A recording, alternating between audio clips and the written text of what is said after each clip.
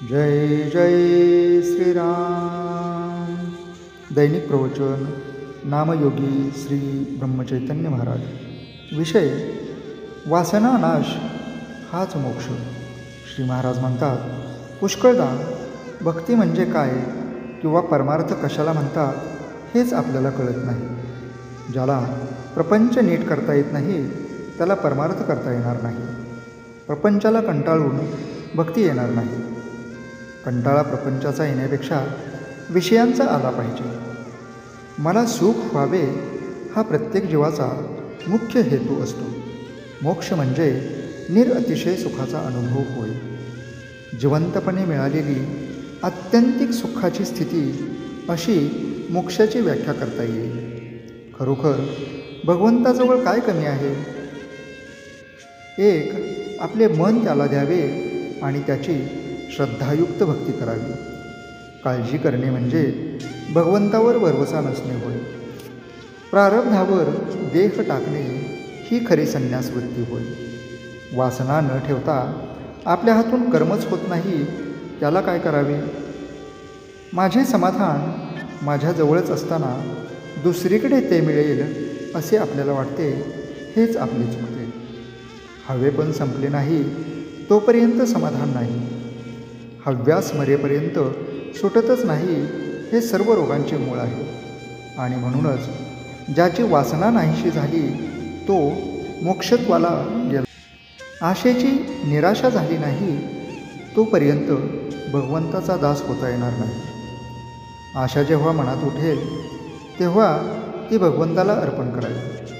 प्रत्येकाला वाटते मी श्रीमंत व्हावे, पण किती जण तसे होतात? म्हणजे ही निराशाच नाही का? प्रपंच खरोखरीच नाटकासारखा आहे.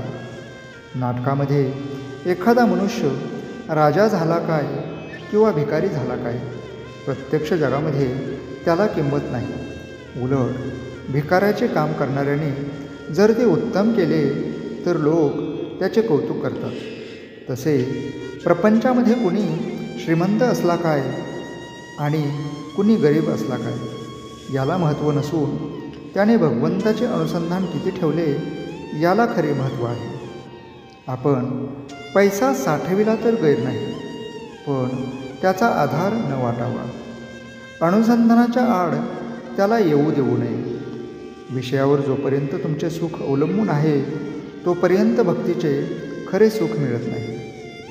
एक भगवंतच मनापासून हवा असे वाटले म्हणजे तो प्राप्त होतो. मी करतो असे कधीच म्हणू नये. मी आपल्या तपश्चर्येने भगवंताला पाहीन असे जो म्हणतो त्याला भगवंताचे दर्शन होणे कठीणच असते.